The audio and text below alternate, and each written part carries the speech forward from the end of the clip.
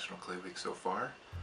My name is Brett Kern, and I am here to give you a demo on how to pour rubber to make a mother mold of a plaster slip cast mold. There are a few reasons you may want to do this. The first being maybe that you got an awesome Chewbacca mold off of eBay, and why is there only one of these? I'm going to make a bunch of them. That's one reason. The second reason would be that plaster deteriorates over time. So if you've ever slip cast before, you'll know that after hundreds of casts, your detail starts to diminish. You start to lose some of that detail in your mold, and you either replace it by carving the detail back in there, or you just do without it and then eventually throw your mold away. If we have a rubber mold of the plaster mold, once the mold starts to deteriorate, we can actually pour plaster back into the rubber mold and make a new slip cast mold. The other last reason would be to up your production.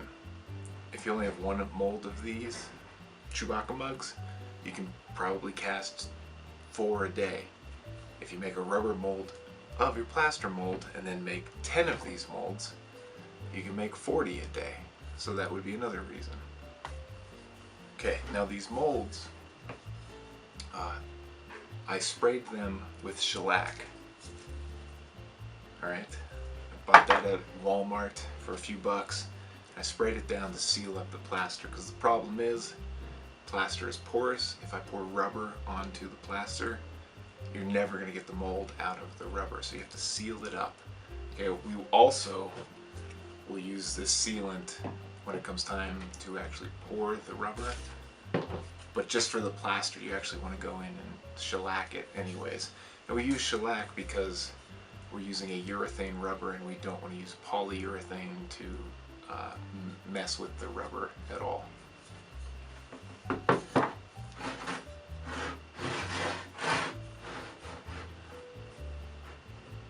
Okay, the next thing you want to do, I've got this board so that if I have to I can pick this up and move it around. I'm going to do everything on this board. But we need to lay this down and then seal up these bottoms with clay and these edges with clay. And then I'm going to put boards up on the outside so that when I pour the rubber it stays in that area. Alright, so I'm actually going to roll out little coils of clay. And I'm going to compress them into the side here.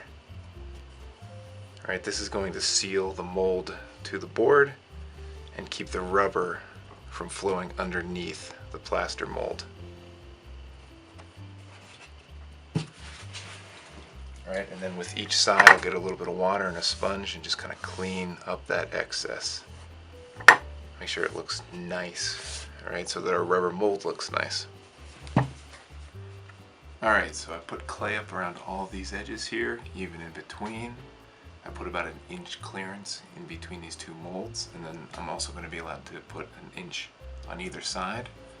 So once that's nice and cleaned up, I can put these coddle boards up here. Right, and these are going to keep the rubber from going all over the place.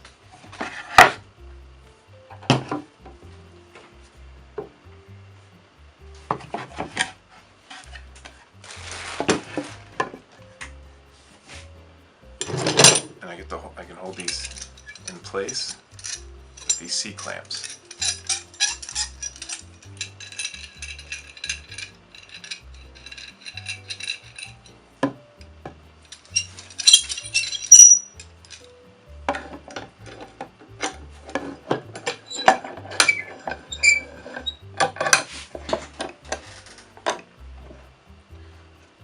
And then I'll have to go back in and seal up this bottom edge with clay, and then these corners too will get sealed up with clay.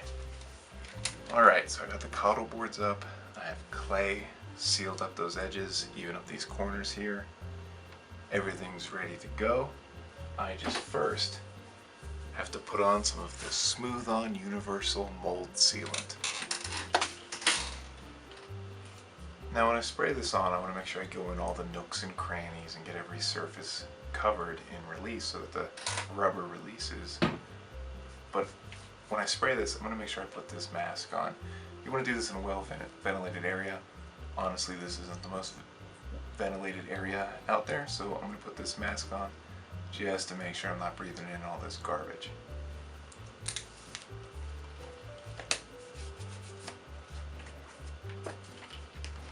Alright, here we go.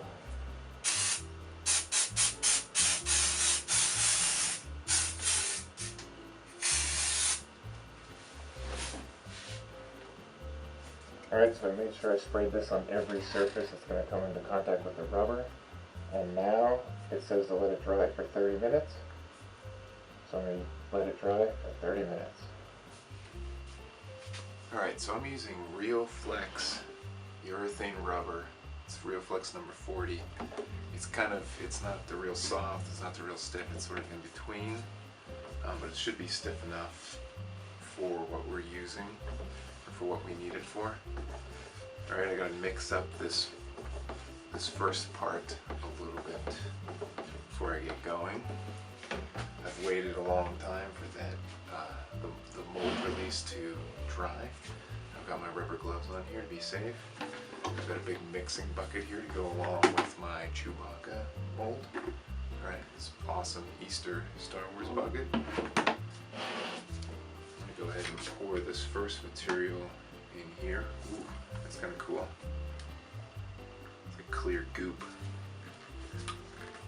And this urethane rubber gets mixed 1-to-1. Okay, so if you're using the whole bucket, there's not much weighing to do, which is good.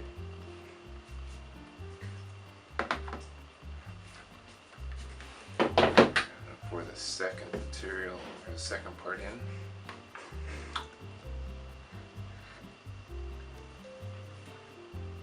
Bucket's just big enough. Now the one drawback with doing a rubber casting, I'm going to scrape the rest of this stuff in. The one drawback is that this stuff is pretty darned expensive. Right? So this whole batch of rubber costs about $100. So sometimes it's tough to make that initial investment to buy the rubber. However, think of it this way. I'm going to get quite a few molds out of this. I'm going to get countless ceramic casts from each of those molds. I'm going to make that money back. But it's that initial investment that's sometimes difficult for people. So keep that in mind. Alright, I'm going to mix this. It says to mix for about 3 minutes. So I'm going to set a timer.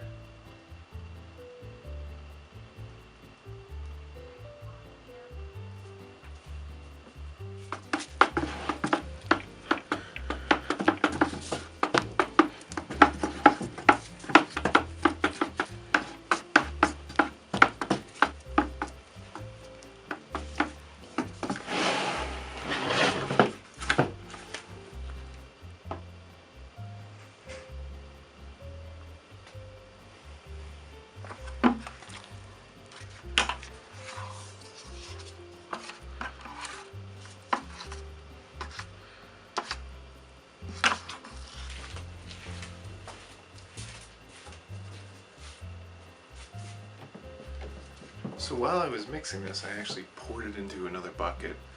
I mixed it up a little bit more vigorously by hand or with a stick, and then I poured it back in here. That was just so I could scrape off the sides and make sure I got a nice even mix and there wasn't any leftover material on the sides.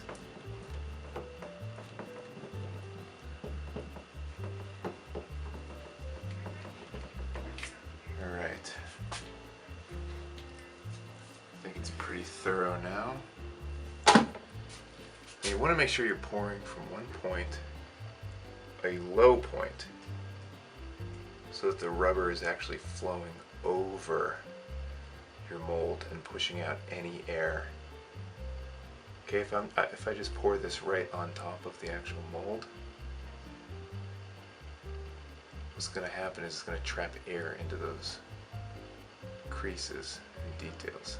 You don't want that to happen.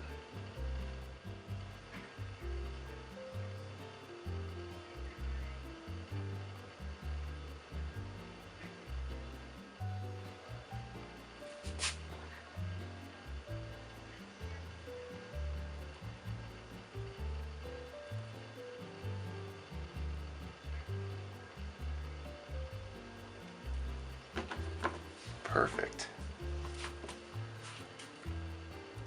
The rubber takes about 16 hours to cure. So I'm gonna go home. I'm gonna go to sleep. And then hopefully sometime tomorrow I'll be able to take these boards off, pop out those molds, and be good to go. So I will get back to you in 16 hours. But it's not gonna seem like that long for you. Alright, so on this side of the camera, 18 hours or so has elapsed. I know it doesn't feel like it for you, but I got a lot done in the last 18 hours. This rubber, it feels good. It's nice and stiff, so I'm gonna unboard this mold and see what we're dealing with here.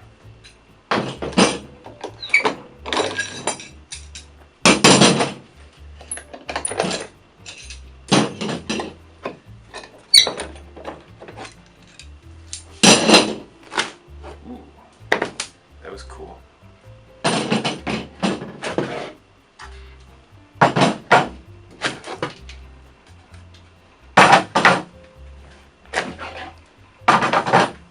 It's a pretty neat looking block of rubber up there. Oh, it moves. Oh.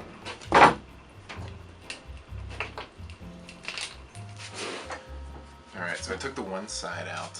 I'm going to take this other side out. Hopefully it comes out pretty easy.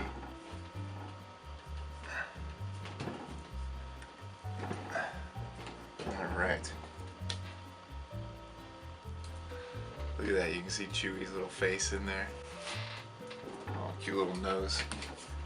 So there you go. There's the new rubber mold for my Chewbacca Stein mug. Now, if you've ever made molds before, you're probably familiar with putting coddle boards up and then pouring plaster into there. When I want to make a new mold of this Chewbacca Stein, I just fill this up with plaster. Right, there's my positive of the mug. This is my negative space. Pour the plaster in, and I get one of these. And these two parts can go together, and I'll slip cast my new Chewbacca Stein. So join me on Periscope here in a minute or two. Feel free to ask me any questions. I'm going to pour plaster into this, and live on Periscope with you guys as part of National Clay Week, I will give you a little bit of I will ask your questions and I will give you a demo on how I mix plaster and pouring the plaster into here and cleaning up the molds. So I'll talk to you soon.